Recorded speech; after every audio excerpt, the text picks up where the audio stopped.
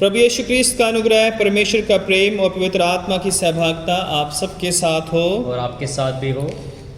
सर्वशक्तिमान परमेश्वर आपके सम्मुख सबके हृदय खुले हैं, आप सबके अभिलाषाओं को जानते हैं और आपसे कोई भेद छिपा नहीं। अपनी पवित्र आत्मा की प्रेरणा से हमारे हृदय के विचारों को शुद्ध कीजिए ताकि हम आपसे पूर्ण रूप से प्रेम करें और योग्य रीति से आपके पवित्र नाम की स्तुति करें हमारे प्रभु यीशु क्रिस्त के द्वारा। आमीन। स्वर्ग में परमेश्वर की महिमा और पृथ्वी पर उसके लोगों को शांति। हे प्रभु परमेश्वर, स्वर्गीय राजा, सर्वशक्तिमान पिता परमेश्वर, हम आपकी आराधना करते, आपको धन्यवाद देते और आपकी महिमा के कारण आपकी स्तुति करते हैं।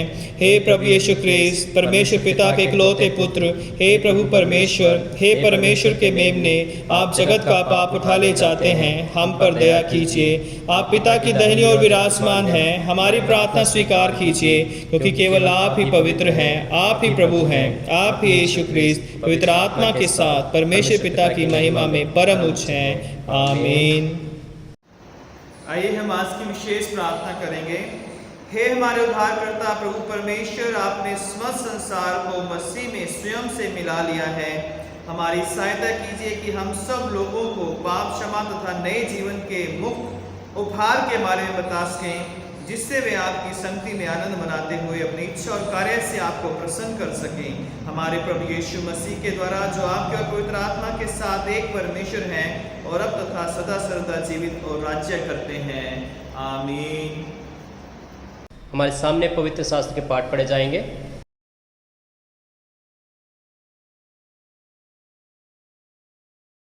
हमने पढ़ूंगा सपनिया 3:14 से 19। सपनिया 3:14 से 19। हे सियोन, ऊंचे स्वर से गा, हे इज़राइल जय जयकार कर, हे यरूशलेम अपने संपूर्ण मन से आनंद कर और प्रसन्न हो। यहोवा ने तेरा दंड दूर कर दिया और तेरा शत्रु भी दूर किया गया है। इज़राइल का राजा यहोवा तेरे बीच में है, इसलिए तू फिर विपत्ति ना भोगेगी। उस समय यरूशलेम से यह कहा जाएगा, हे सियोन मत डर, तेरे हाथ ढीले ना पड़ने पाए। तेरा परमेश्वर यहोवा तेरे बीच में है, वह उद्धार करने में पराक्रमी है, वह तेरे कारण आनंद से मगन होगा। वह अपने प्रेम के मारे चुपका रहेगा, फिर ऊंचे स्वर से गाता हुआ तेरे कारण मगन होगा। जो लोग नियत पर्वों में सम्मिलित न होने के कारण खेदित रहते हैं, उनको मैं इकट्ठा करूंगा, क्योंकि वे तेरे हैं और उसकी नाम धराई उनको बोझ जानना पड़ती है। उस समय मैं उन सबों से जो तुझे दुख देते हैं उचित बर्ताव करूंगा, और मैं लंगड़ों को चंगा करूंगा और बरबस निकाले हुओं को इकट्ठा करूंगा, और जिनकी लज्जा की चर्चा सारी पृथ्वी पर फैली है, उनकी प्रशंसा और कीर्ति सब कहीं फैला हुआ। ये परमेश्वर का वचन है। परमेश्वर का धन्यवाद।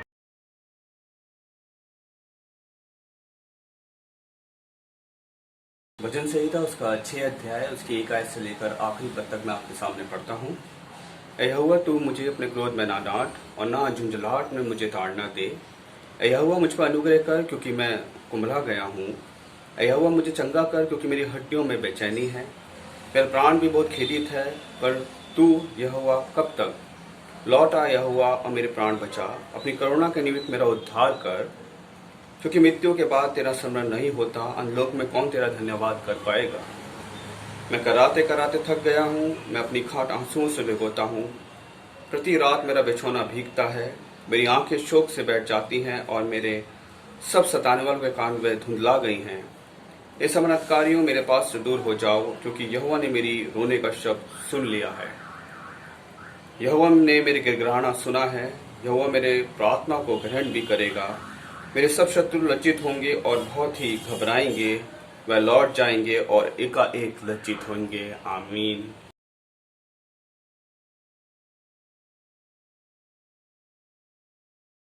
जय मसीह की। मैं आपके सामने पढ़ूंगा याकूब 5:13 से 20। यदि तुम में से कोई दुखी है तो वह प्रार्थना करे, यदि आनंदित है तो वह स्तुति के भजन गाए। यदि तुम में कोई रोगी है तो कलीसिया के प्राचीन को बुलाए और वह प्रभु के नाम से उस पर तेल मलकर उसके लिए प्रार्थना करे, और विश्वास की प्रार्थना के द्वारा रोगी बच जाएगा और प्रभु उसको उठाकर खड़ा करेगा। और यदि उसने पाप भी किए हो तो उनकी भी क्षमा हो जाएगी। इसलिए तुम आपस में एक दूसरे के सामने अपने अपने पापों को मान लो और एक दूसरे को प्रार्थना करो जिससे चंगे हो जाओ। धर्मी जन की प्रार्थना के प्रभाव से बहुत कुछ हो सकता है। एलिया भी तो हमारे समान दुख सुख भोगी मनुष्य था और उसने गिड़गिड़ा प्रार्थना की कि मेघ ना बरसे, और 3.5 वर्ष तक भूमि में मेघ नहीं बरसा। फिर उसने प्रार्थना की तो आकाश से वर्षा हुई और भूमि फलवंत हुई। हे मेरे भाइयों, यदि तुम में कोई सत्य के मार्ग से भटक जाए और कोई उसको फेर लाए, तब वे यह जान ले कि जो कोई किसी भटके हुए पापी वे एक प्राण को मृत्यु से बचाएगा और अनेक पापों पर पर्दा डालेगा। ये परमेश्वर वचन है। परमेश्वर का धन्यवाद। आइए हम सुसमाचार वचन में जाने से पहले एक गीत गाएं।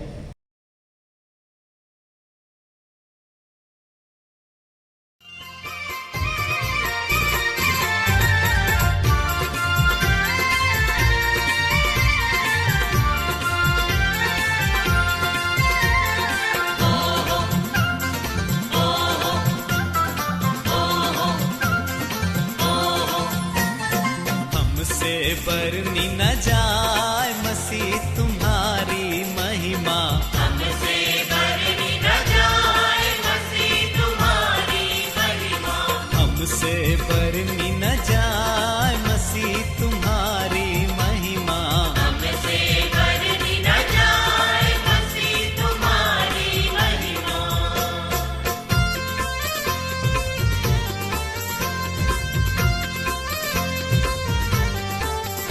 तुम स्वर्ग छोड़ कर आए, तुम स्वर्ग छोड़ कर आए, तुम स्वर्ग छोड़ कर आए, तुम स्वर्ग छोड़ कर आए, तुम मुक्ति पदार्थ लाए के पापी लिए बचाए मसीह तुम्हारी महिमा, हमसे बरनी न जाए मसीह तुम्हारी महिमा, हमसे बरनी न जाए मसीह तुम्हारी महिमा।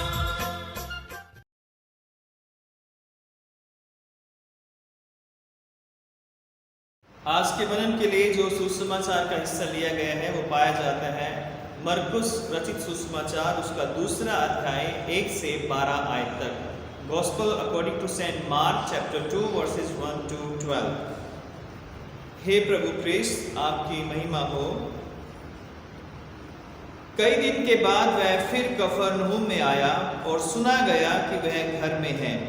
फिर इतने लोग इकट्ठे हुए कि द्वार के पास भी जगह नहीं मिली और वह उन्हें वचन सुना रहा था।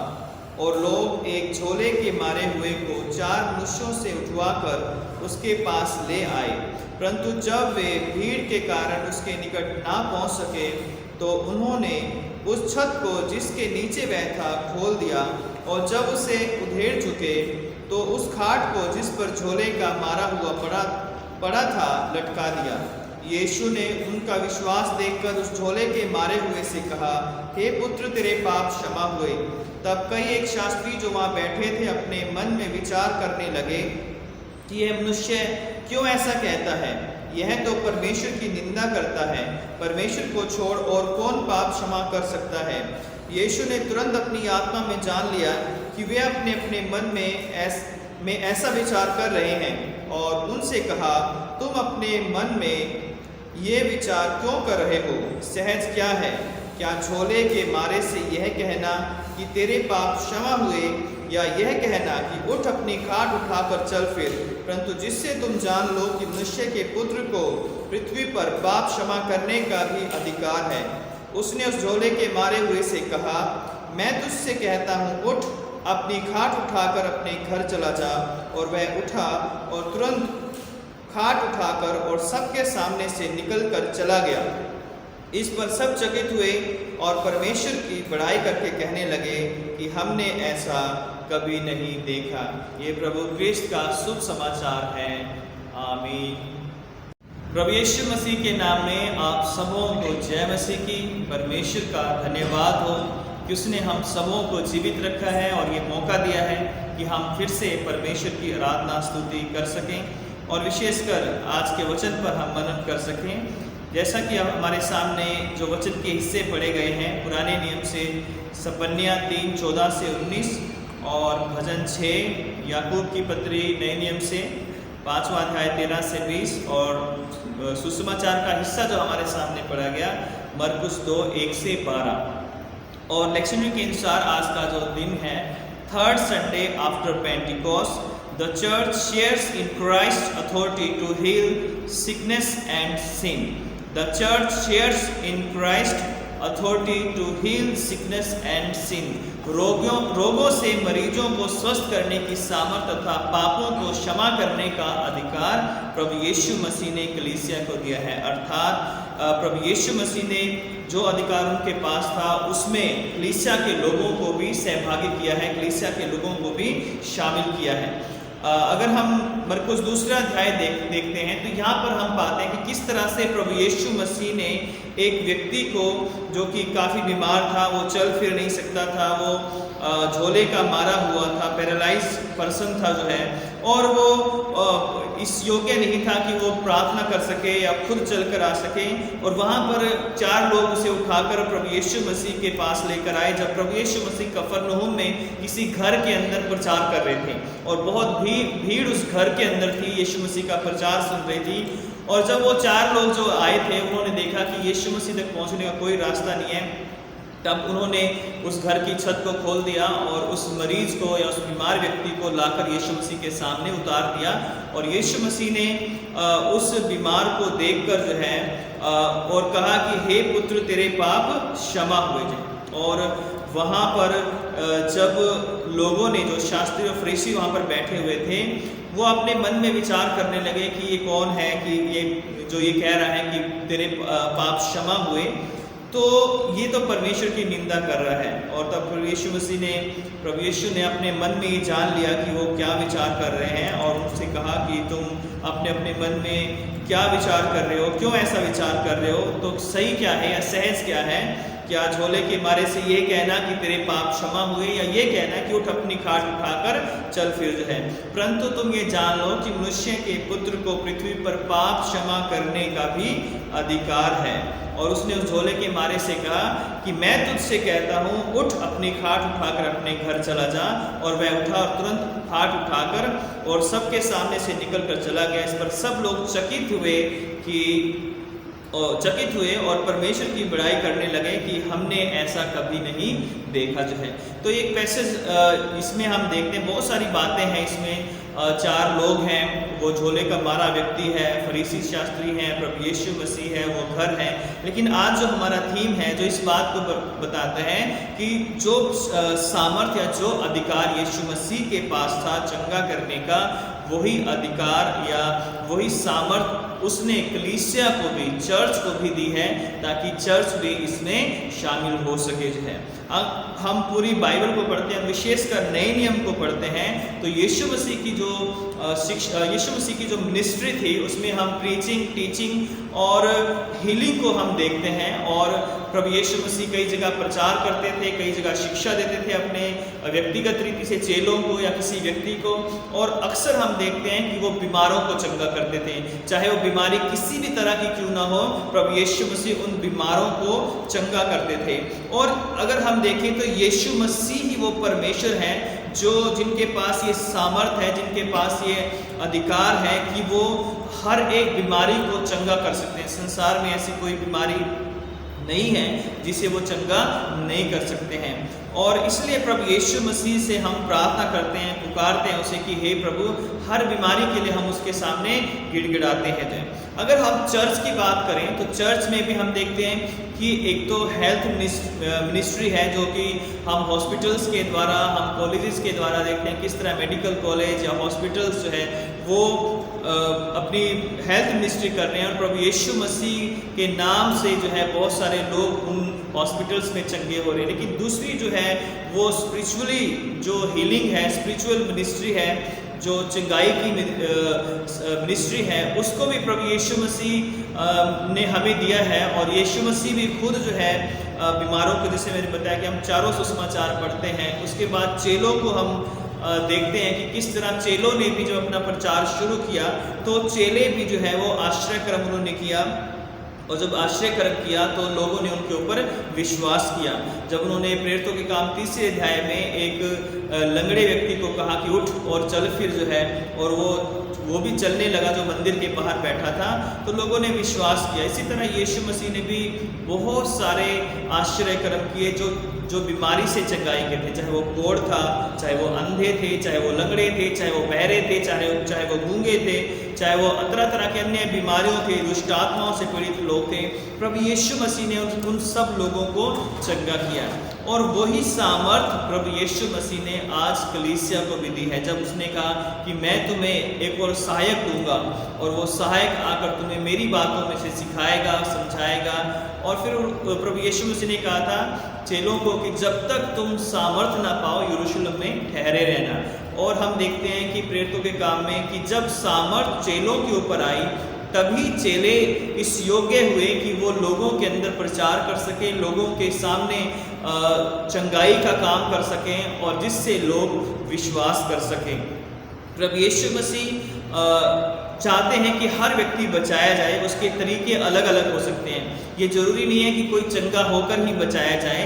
बहुत सारे लोग चंगाई पाकर फिर भी बचाए नहीं जाते हैं, और या कह लें कि बहुत सारे लोग शरीर की चंगाई पाकर आत्मा की चंगाई नहीं पाते हैं। तो प्रभु यीशु मसीह की शिक्षाएं बहुत ज़रूरी हैं, उसकी प्रीचिंग, उसकी टीचिंग, उसका उपदेश बहुत ज़रूरी है मानना। और उसके साथ साथ जब हम हीलिंग मिनिस्ट्री करते हैं तो सबसे पहले हमें प्रभु की शिक्षाओं को भी उनके मन में हमें सिखाना है, समझाना। या ये कह सकते हैं कि यदि कोई हील हुआ है, यदि कोई चंगाई पाया, तो कोशिश करें कि वो प्रभु के रास्तों पर भी चलता रह जाए, और उसको ऐसी शिक्षा दी जाए कि चंगाई मिली है, लेकिन अब जो है आगे आपको प्रभु के रास्तों पर चलना है।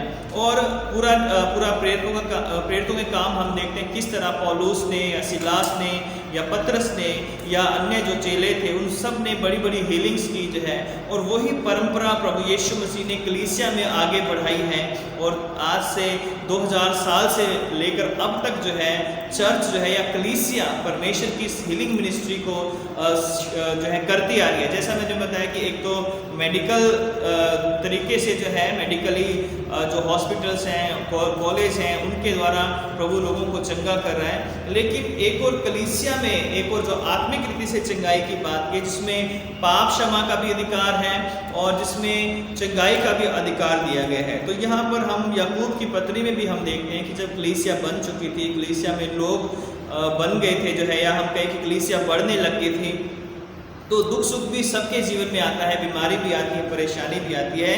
तो यहाँ पर हम देखते हैं याकूब 5:13 से कि यदि कोई दुखी हो तो वह प्रार्थना करे, यदि तुम में कोई दुखी हो तो वह प्रार्थना करे, यदि आनंदित हो तो वह स्तुति के भजन गाए। तो यहाँ पर बताया गया कि यदि कोई दुख की सिचुएशन में है तो वो प्रार्थना करें, यदि कोई आनंद में है तो वो प्रभु की स्तुति और प्रभु की महिमा करें। फिर 14वीं आयत में लिखा है कि यदि तुम में कोई रोगी हो तो कलीसिया के प्राचीनों को बुलाएं और वे प्रभु के नाम से उस पर तेल मलकर उसके लिए प्रार्थना करें। तो तेल मलना जो है वो पुराने नियम की परंपरा है, जिसके द्वारा किसी व्यक्ति को अनॉइंट किया जाता था, अभिषेक किया जाता था। तो नए नियम में भी कलीसिया को ये आज्ञा मिली है कि हम यदि कोई हमारे अंदर रोगी है, यदि कोई बीमार है, तो वो रोगी कलीसिया के प्राचीनों को बुलाए, उनसे बात करें और उन्हें जो है उनसे प्रार्थना करें कि वो उसके लिए प्रार्थना करें। क्योंकि लिखा है कि यदि कोई तुम में रोगी हो तो कलीसिया के प्राचीनों को बुलाए। तो कलीसिया के प्राचीन कौन? वो एल्डर लोग हो सकते हैं, वो पूरा मसीह लोग हो सकते हैं, पास्टर हो सकते हैं। और केवल पास्टर ही नहीं, जो हमारे कलीसिया के लोग हैं, जो एल्डर हैं या जो अन्य लोग कलीसिया में विश्वास में काफ़ी मजबूत हैं और बहुत समय से प्रभु में बने हुए हैं, या वो लोग जो नए भी हैं लेकिन प्रभु ने उन्हें सामर्थ दिया है, प्रभु ने उन्हें इस्तेमाल कर रहे हैं प्रभु जो है, तो उनको बुलाकर, यानी वो कलीसिया के बपतिस्मा पाए हुए लोग हों, प्रभु पर विश्वास करने वाले लोग हों, प्रभु को सच्चे मन से मानने वाले लोग हों, उन लोगों को बुलाया जाए और वो उस व्यक्ति के ऊपर हाथ रखें, उसके ऊपर तेल मले जो हैं और उसके लिए प्रार्थना करें। और लिखा है कि विश्वास की प्रार्थना के द्वारा रोगी बच जाएगा और प्रभु उसको उठाकर खड़ा करेगा, और यदि उसने पाप भी किए हों तो उनकी भी क्षमा हो जाएगी। तो प्रभु यीशु मसीह के पास अधिकार था पाप क्षमा करने का। जैसा हमने मरकुस 2 में देखा कि लोगों ने सवाल भी किया, लेकिन प्रभु यीशु मसीह ने कहा कि ये चंगाई या ये बात मैंने इसलिए कही है उस व्यक्ति से, झोले के मारे से, कि हे पुत्र तेरे पाप क्षमा हुए, ताकि तुम जान लो कि मनुष्य के पुत्र अर्थात प्रभु यीशु मसीह को पृथ्वी पर पाप क्षमा करने का अधिकार है। उसी तरह हम यहाँ पर भी देखते हैं कि पौलुस भी कह रहा है यहाँ पर, याकूब जो है वो कलीसिया के लोगों को कह रहा है कि हम जो है जब हम कलीसिया के लोगों के लिए प्रार्थना करें, और यदि वो लोग जो है अपने पापों से अंगीकार करते हैं, पश्चाताप करते हैं, हम उनके लिए प्रार्थना करते हैं, तो प्रभु उनके पापों को भी क्षमा करेगा। चंगाई तो देगा ही देगा ना, चंगाई का तो वायदा प्रभु ने किया है कि विश्वास की प्रार्थना के द्वारा रोगी बच जाएगा। लेकिन जैसे मैंने शुरू में कहा कि बहुत सारे लोग चंगे हो जाते हैं लेकिन उनके पाप क्षमा नहीं होते, और इसलिए जो है हमें जब हम किसी के लिए प्रार्थना करते हैं या जब हम अपने लिए प्रार्थना करते हैं तो हमें चंगाई के साथ, शरीर की चंगाई के साथ साथ आत्मा की चंगाई यानी हमारे पापों का अंगीकार करना चाहिए और उससे प्रभु से पापों की क्षमा मांगनी चाहिए। और यदि हमारे लोग, कलीसिया के लोग जो है, पास्टर, प्रचारक या बिशप या हमारे अगुवे जो है कलीसिया में, जो भी लोग हैं विश्वास में जो मजबूत हैं, वो लोग आकर प्रभु के नाम से किसी के लिए प्रार्थना करेंगे तो प्रभु उन विश्वासियों के प्रार्थना के द्वारा या विश्वासियों के विश्वास के द्वारा, उस व्यक्ति के विश्वास के द्वारा लोगों के पापों को क्षमा करेगा, उस रोगी के पाप को क्षमा करेगा। क्योंकि प्रभु के राज्य में जाना सिर्फ शरीर की चंगाई पाना ही नहीं है, बल्कि आत्मा की चंगाई को भी पाना है। इसलिए आत्मा और शरीर दोनों की चंगाई बहुत ही जरूरी है। और इसलिए वचन कहता है कि यदि कोई तुम में रोगी हो तो वो कलीसिया के प्राचीनों को बुलाएं और वो प्रार्थना करें, और विश्वास की प्रार्थना के द्वारा रोगी बच जाएगा। और यदि उसने कोई पाप भी किए हो तो वो पाप भी उसके क्षमा हो जाएंगे। इसलिए तुम आपस में एक दूसरे के सामने अपने पापों को मान लो। यानी जब हम एक दूसरे के सामने अपने पापों को मानते हैं तो परमेश्वर हमें चंगा करता है। और लिखा है कि एक दूसरे के लिए प्रार्थना करो जिससे चंगे हो जाओ।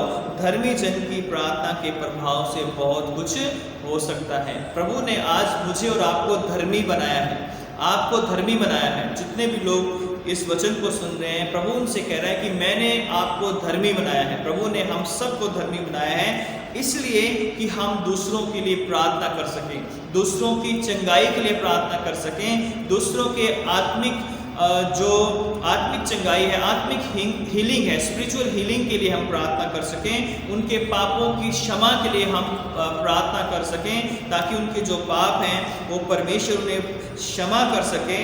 और उदाहरण दिया गया है कि एलिया भी हमारे समान दुख सुख भोगी मनुष्य था, और जब उसने प्रार्थना की, गिड़गिड़ाकर प्रार्थना की, तो पृथ्वी पर 3.5 वर्ष तक में नहीं बरसा। तो प्रभु चाहता है कि हम भी अपने लिए और एक दूसरे के लिए गिड़गिड़ाकर प्रार्थना करें, और जब हम ऐसा करेंगे तो परमेश्वर हमारी प्रार्थनाओं को सुनेगा। क्योंकि प्रभु यीशु मसीह ने कलीसिया को यह अधिकार दिया है, अपनी उस सामर्थ का, अपनी उस पावर को, जो पाप क्षमा करने की सामर्थ है, पावर है, शक्ति है, या हम कहें कि जो बीमारों को चंगा करने की शक्ति है, वो शक्ति और वो सामर्थ पवित्र आत्मा के रूप में प्रभु ने आज कलीसिया को दी। और कलीसिया में हम देखते हैं कि अलग अलग वरदान लोगों के पास है। किसी को विश्वास का वरदान है, किसी को बुद्धि का वरदान है, किसी को अन्य भाषा बोलने का वरदान है, किसी को चंगाई का वरदान है। तो प्रभु ने आज पूरे संसार की कलीसिया में अलग अलग लोगों को वरदान दिए हैं, और उसमें एक वरदान ये भी है कि लोग एक दूसरे के लिए प्रार्थना करें और लोग चंगाई पाएं। चंगाई का वरदान भी आज कलीसिया को प्रभु ने दिया है। डॉक्टर्स, नर्सेज तो अपना काम कर रहे हैं, दवाइयाँ अपना काम कर रही हैं, लेकिन बहुत बार ऐसा समय भी आता है जब डॉक्टर्स भी हाथ खड़े कर देते हैं या जब दवाइयाँ भी काम करना बंद कर देती है। ऐसे में प्रभु यीशु मसीह एकमात्र सहारा है, और कलीसिया के जो लोग हैं, विश्वासी लोग हैं, वो हमारी सहायता कर सकते हैं। यदि हम दुख में हैं, बीमारी में हैं, परेशानी में हैं, हम उन्हें बुलाएं और उनसे प्रार्थना के लिए निवेदन करें कि हमारे लिए प्रार्थना की जाए। हम उन्हें अपने घर में बुलाए जाए। यदि कोई रोगी है तो वह कलीसिया के प्राचीनों को कहाँ बुलाए? अपने घर में बुलाए। यदि वो चर्च में आ सकता है तो वो चर्च में आए, यदि वो चर्च में नहीं आ सकता है तो अपने घर में पासवान को या अन्य विश्वासी लोगों को, कलीसिया के जो लोग प्रार्थना करते हैं उनको बुलाकर जो है अपने लिए प्रार्थना करवाए। आज बहुत सारे लोग इसलिए भी बीमार हैं क्योंकि वो लोग अपने पासवान को या अपने लोगों को जो है, विश्वासी लोगों को प्रार्थना करने के लिए नहीं बुलाते हैं और ना अपने पापों को अंगीकार करते हैं, ना प्रभु के सामने गिड़गिड़ाते हैं, ना रोते हैं। और इसलिए बहुत सारे लोगों की चंगाई रुकी हुई है। जब वो सोचते हैं कि हम अपने आप में सब कुछ है, हम ही सब कुछ कर लेंगे और हमें किसी की ज़रूरत नहीं है। लेकिन प्रभु का वचन कहता है कि यदि हम में कोई रोगी है, दुखी है, परेशान है, तो वो कलीसिया के प्राचीनों को बुलाए, परमेश्वर के दासों को बुलाए, दासियों को बुलाए और वो लोग उस पर तेल मलकर उसके लिए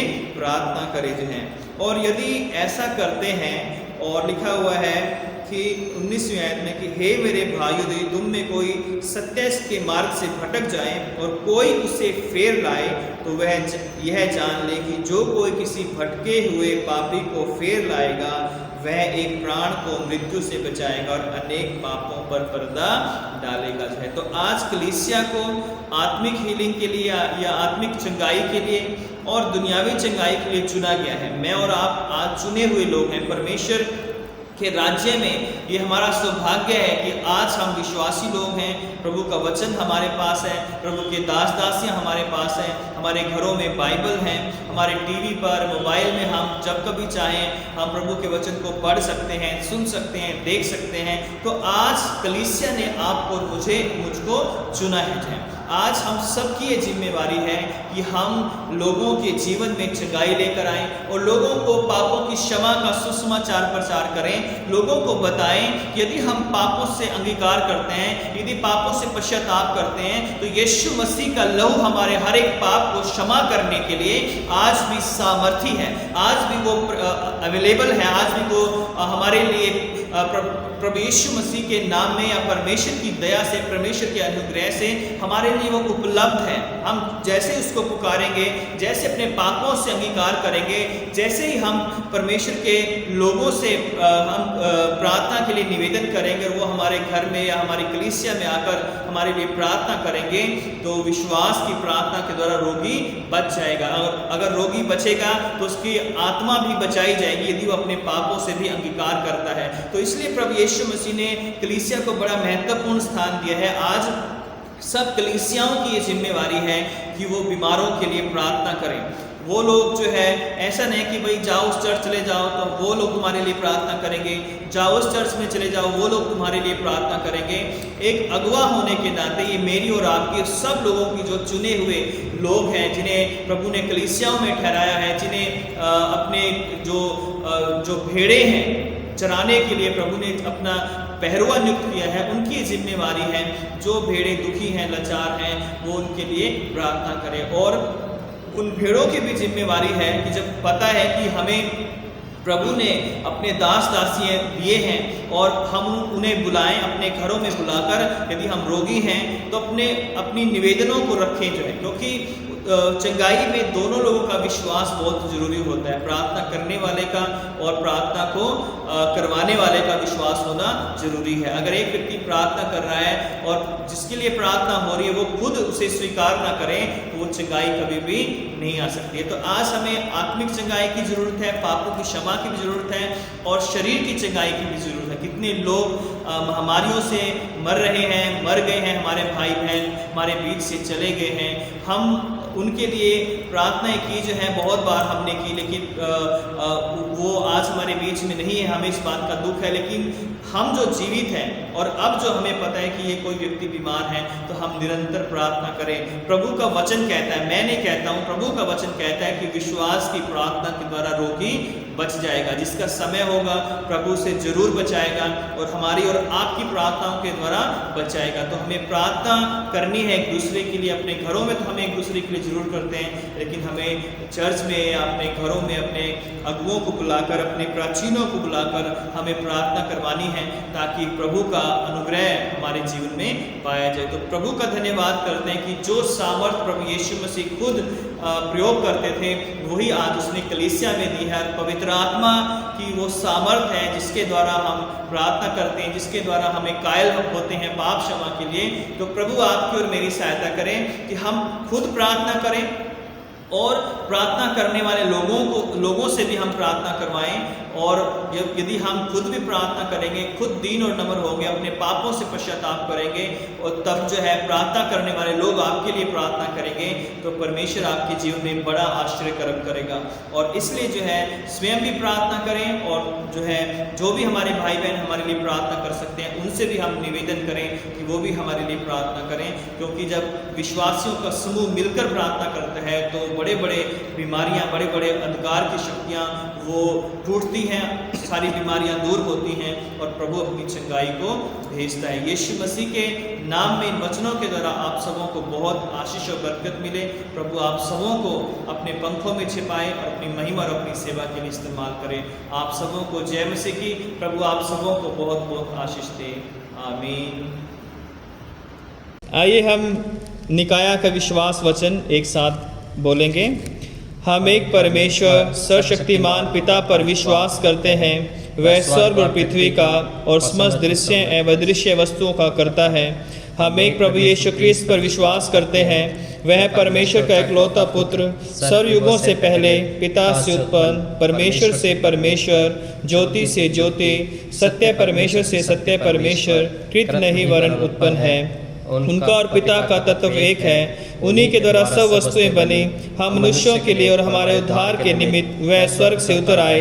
पवित्र आत्मा की सामर्थ्य से वह कुंवारी मरियम से जन्मे और मनुष्य बने। पैंतुस पिलातुस के शासन में वह हमारे लिए क्रूस पर चढ़ाए गए। उन्होंने दुख भोगा, वह मरे और गाड़े गए। पवित्र शास्त्र के कथन के अनुसार वह तीसरे दिन जी उठे। वह स्वर्ग पर चढ़ गए और पिता की दाहिनी ओर विराजमान हुए। वह जीवितों और मृतकों का न्याय करने के लिए महिमा के साथ फिर आएंगे और उनके राज्य का कभी अंत न होगा। हम पवित्र आत्मा पर विश्वास करते हैं। वह प्रभु और जीवन दाता है। वह पिता और पुत्र से निकलता है। पिता और पुत्र के साथ उसकी आराधना और स्तुति की जाती है। वह नबियों के द्वारा बोला। हम एक पवित्र सार्वलौकिक और प्रेरित कलीसिया पर विश्वास करते हैं। हम पापों की क्षमा के लिए एक बपतिस्मे को मानते हैं। हम मृतकों के पुनरुत्थान की और आने वाले युग के जीवन की प्रतीक्षा करते हैं। आमीन। आइए हम सब जो अपने सरों को झुकाएंगे और प्रार्थना करेंगे। विशेषकर हम प्रार्थना करेंगे वो लोग जो इस वीक में अपने बर्थडे और वेडिंग एनिवर्सरी सेलिब्रेट कर रहे हैं, उन सब लोगों के लिए हम प्रार्थना करेंगे। वो लोग जो हमारी कलीसिया में बीमार हैं उनके लिए हम प्रार्थना करेंगे। और वो लोग जो कोविड से पीड़ित हैं या कोविड में जो लोग ड्यूटी कर रहे हैं, खासकर डॉक्टर्स, नर्सेज या अन्य सभी जो लोग हैं जो इस सर्विस में हैं, उन सब के लिए प्रार्थना करेंगे। और हम सब एक दूसरे के लिए प्रार्थना करें कि परमेश्वर हम सब पर दया करें, हमारी पूरी कलीसिया को और सब मसीहों के लिए हम प्रार्थना करेंगे। आइए हम अपनी आंखें बंद करेंगे और प्रार्थना करेंगे। सर्वशक्तिमान पिता परमेश्वर, बड़ी दीनता नम्रता के साथ आपके चरणों में आते हैं। आपका धन्यवाद करते हैं जीवन की सारी आशाओं के लिए। अब तक आपने हमें संभाला है, आपका धन्यवाद करते हैं। प्यारे खुदा, इस महामारी में भी प्रभु आपने अब तक हमें सुरक्षित रखा है, बचाए रखा है, आपका धन्यवाद करते हैं। फिर से मौका दिया कि हम आपकी आराधना कर सकें, स्तुति कर सकें, आपका धन्यवाद करते हैं। हे प्रभु, विशेषकर हम इस वक्त हम प्रार्थना करते हैं जो लोग भी इस वीक में पिता परमेश्वर अपना बर्थडे सेलिब्रेट कर रहे हैं, वो लोग जो अपनी वेडिंग एनिवर्सरी सेलिब्रेट कर रहे हैं, उन सब के लिए हम प्रार्थना करते हैं। आपका अनुग्रह उन पर हो, आपका पवित्र आत्मा उन पर दया करें मेरे पिता परमेश्वर। प्यारे खुदा, उनकी आयु को लंबी करना पिता परमेश्वर। जो लोग अपने बर्थडे सेलिब्रेट कर रहे हैं मेरे पिता, उनके घरों को, परिवारों को आप आशीषित करना। जो लोग अपनी सालगिरह मनाते हैं उनको भी आप ब्लेस करना, उनके पारिवारिक जीवन को, बच्चों को पिता, काम काज को ब्लेस करना मेरे पिता। जो लोग हमारी कलीसिया में बीमार हैं मेरे पिता परमेश्वर, उनके लिए प्रार्थना करते हैं मेरे पिता। या जो लोग भी इस वर्शिप को देख रहे हैं, यदि कोई बीमार है, यीशु मसीह के नाम से हम उसके लिए प्रार्थना करते हैं। आपकी सामर्थ इसी वक्त उन्हें छुए और चंगा करे। हर एक बीमारी को यीशु नासरी के नाम से हम डांटते हैं और हर एक शराब को तोड़ देते हैं और आपकी आशीष हम मांग लेते हैं मेरे पिता परमेश्वर। हम प्रार्थना करते हैं प्यारे खुदा, जो लोग भी कोरोना से अभी तक पीड़ित हैं पिता परमेश्वर, या पिता परमेश्वर बीमार हैं, उन सब पर दया कीजिए। सब बीमारों को आप चंगा कीजिए। और विशेषकर हम फिर से डॉक्टर्स के लिए, नर्सेज के लिए और सब स्टाफ के लिए, उन सब लोगों के लिए प्रार्थना करते हैं जो अभी भी पिता परमेश्वर हॉस्पिटल्स में या अन्य जगहों पर कोरोना पेशेंट्स के बीच में कार्य कर रहे हैं मेरे पिता परमेश्वर। आपका सामर्थ उनकी सहायता करें, उन्हें बचाए रख पिता परमेश्वर, ताकि वो बहुतों के लिए एक आशीष का, एक चंगाई का कारण बन सके मेरे पिता। प्यारे खुदा, अपनी पूरी कलीसिया को और सब लोगों को जो इस आराधना को देखते हैं उन सब के लिए प्रार्थना करते हैं, आपकी आशीष हर एक जन पर होने पाए मेरे पिता परमेश्वर। धन्यवाद करते हैं, आपने हमारी प्रार्थना को सुना है। हमारे देश पर दया कीजिए, हमारे प्रधानमंत्री, हमारे राष्ट्रपति और हमारे पूरे देश पर आपकी दया, आपकी करुणा बनी रहे, और इस पूरे दिल्ली शहर पर आपकी आशीष बनी रहे। यहाँ के मुख्यमंत्री और जितने भी अधिकारीगण उन सब पर आपकी आशीष चाहते हैं। आपका धन्यवाद करते हैं, अब तक आपने हम सबों को इस जगह पर सुरक्षित रखा है, ताकि हम आपकी आराधना कर सकें, स्तुति कर सकें और आपके वचन को लोगों तक पहुंचा सकें। आपकी सारी आशीषों के लिए धन्यवाद देते हुए इस प्रार्थना को उद्धारकर्ता प्रभु यीशु मसीह के नाम से मांगते हैं, आमीन। आइए हम पाप अंगीकार की प्रार्थना में जाएंगे। Page number 129, section 17। प्रिय भाइयों और बहनों, हमारे प्रभु यीशु क्रिस्त यह कहते हैं, हमारा प्रभु परमेश्वर ही एकमात्र प्रभु है। तो प्रभु अपने परमेश्वर को अपने संपूर्ण हृदय, संपूर्ण प्राण, संपूर्ण बुद्धि और संपूर्ण शक्ति से प्रेम कर, यह पहली आज्ञा है। दूसरी यह है, अपने पड़ोसी को अपने समान प्रेम कर, इनसे बड़ी और कोई आज्ञा नहीं है। परमेश्वर ने संसार से ऐसा प्रेम किया कि उसने अपना इकलौता पुत्र यीशु क्रिस्त दे दिया, कि वह हमें पापों से बचाए, स्वर्ग में हमारे लिए निवेदन करे और हमें शाश्वत जीवन में पहुँचाए। इसलिए हम पश्चाताप और विश्वास के साथ अपने पापों को स्वीकार करें। हम परमेश्वर की कृपा से उसकी आज्ञाओं का पालन करने का और सब लोगों के साथ मेल मिलाप और प्रेम से रहने का पक्का संकल्प करें। हे सर्वशक्तिमान परमेश्वर, हमारे स्वर्गीय पिता, हमने मन, वचन और कर्म से आपके विरुद्ध और एक दूसरे के विरुद्ध पाप किया है। हमने अपनी ज्ञानता और दुर्बलता के कारण और जानबूझकर भी बुराई की है और भलाई करने में असफल रहे हैं। इन सब पापों के लिए हम सचमुच दुखी हैं और अंतःकरण से पश्चाताप करते हैं। आपके पुत्र यीशु क्रिस्त ने हमारे लिए अपने प्राण दिए, उन्हीं के कारण हमने जो पाप किए हैं उनको क्षमा कीजिए और ये वर दीजिए कि भविष्य में हम नया जीवन पाकर सदा आपकी सेवा करें, ताकि आपके पवित्र नाम की महिमा हो, आमीन। सर्वशक्तिमान परमेश्वर उन सबको क्षमा करता है जो एक दूसरे को क्षमा करते और सच्चा पश्चाताप करते हैं। वे आप सब पर दया करें, आप सबके पापों को क्षमा करें और उनसे आपको छुटकारा दे, सब भले कामों में आपको स्थिर और सबल करे और शाश्वत जीवन में बनाए रखे, हमारे प्रभु यीशु क्रिस्त के द्वारा, आमीन। परमेश्वर का धन्यवाद हो। हम सब मिलकर मसीह की देह हैं, हम सब ने एक आत्मा के द्वारा एक देह में बपतिस्मा लिया है। हम ऐसे कार्यों में संलग्न रहे जिनसे शांति मिलती और एक दूसरे का निर्माण होता है। प्रभु की शांति सदा आपके साथ रहे और आपके साथ भी रहे। प्रभु यीशु मसीह के नाम में एक बार फिर से आप सबों को जय मसीह की। परमेश्वर का धन्यवाद करते हैं कि अब तक हमने प्रभु की अनुग्रह में बहुत सारी आशीषें पाई हैं और हर संडे की आराधना को हमने अटेंड किए हैं। प्रभु का धन्यवाद हो। और जैसा कि पहले भी हमने अनाउंसमेंट किया था कि हम अपनी ऑफरिंग्स जो है, जो हम रेगुलर चर्च में देते थे, अभी भी हमें अपनी ऑफरिंग को जो है अपने घर में नहीं रखना है, बल्कि हमें प्रभु के लिए उसको निकालना है। और उसके लिए जो है हम अपने जो ऑफरिंग है, या तो अपने आपके घरों में ये गुल्लक हैं, आप इन गुल्लक में जो है डाल सकते हैं। आपके पास ये चर्च द्वारा दिए गए गुल्लक होंगे, या आप अपने घर में जो है कोई ऐसा बॉक्स बना सकते हैं और उसमें जो है आप ऑफरिंग को डाल सकते हैं जो है, ताकि जो है जब भी आप चर्च में आते हो और उस ऑफरिंग को, उस गुल्लक को जो है, उस बॉक्स को आप ला सकते हो चर्च में। और हर शाम को जो है पास्टरेट कमेटी के लोग चर्च में होते हैं और संडे को सुबह होते हैं, तो आप कभी भी शाम को या संडे की मॉर्निंग में आकर जो है आप अपनी ऑफरिंग जो है भेंट कर सकते हो। तो ये समय है कि हम अपनी ऑफरिंग जो है प्रभु के नाम में जो है अपने अपने जो गुल्लक हैं हमारे पास या बॉक्स है उनमें हम डालेंगे जो है। आइए हम एक गीत गाएं, इस दौरान हमारी भेंट एकत्रित की जाएगी।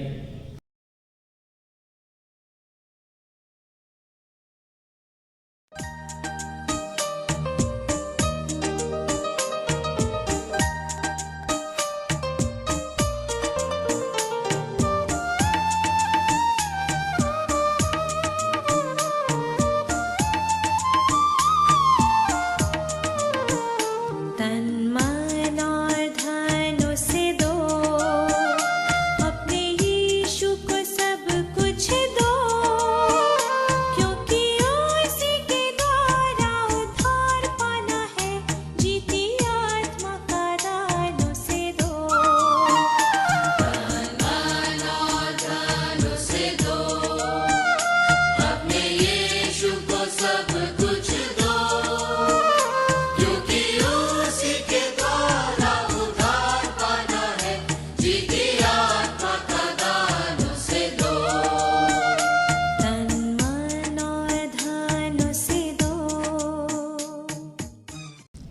आइए हम इस भेंट को और इसके साथ अपने आप को भी परमेश्वर की महिमा और सेवा के लिए अर्पित करें।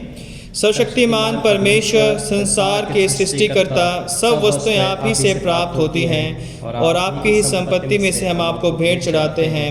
हम आपसे विनती करते हैं कि इस दान को अपने नाम की महिमा और अपने लोगों की भलाई के लिए स्वीकार कीजिए, हमारे प्रभु यीशु क्रिस्त के द्वारा। आमीन। आइए हम सब प्रभु की प्रार्थना के साथ बोलेंगे। हे हमारे स्वर्गीय पिता, आपका नाम पवित्र माना जाए, आपका राज्य आए, आपकी इच्छा जैसे स्वर्ग में पूरी होती है वैसे पृथ्वी पर भी पूरी हो। आप हमारे दिन भर की रोटी आज हमें दीजिए। आप हमारे अपराधों को क्षमा कीजिए जैसा हमने अपने अपराधियों को क्षमा किया है। आप हमें परीक्षा में मत डालिए परंतु बुराई से बचा लीजिए, क्योंकि राज्य, पराक्रम और महिमा अब और सदा सर्वदा आपके ही हैं। आमीन। परमेश्वर की शांति जो सारी समझ से परे है, परमेश्वर के और उसके पुत्र हमारे प्रभु यीशु क्रिस्त के ज्ञान और प्रेम में आपके हृदय और विचारों को सुरक्षित रखे और सर्वशक्तिमान परमेश्वर पिता, पुत्र और पवित्र आत्मा की आशीष आप पर हो और आपके साथ सदा सर्वदा बनी रहे। आमीन। शांति से पूर्ण होकर जाओ, प्रभु से प्रेम करो और उसकी सेवा में लगे रहो। मसीह क्रिस्त के नाम में आमीन।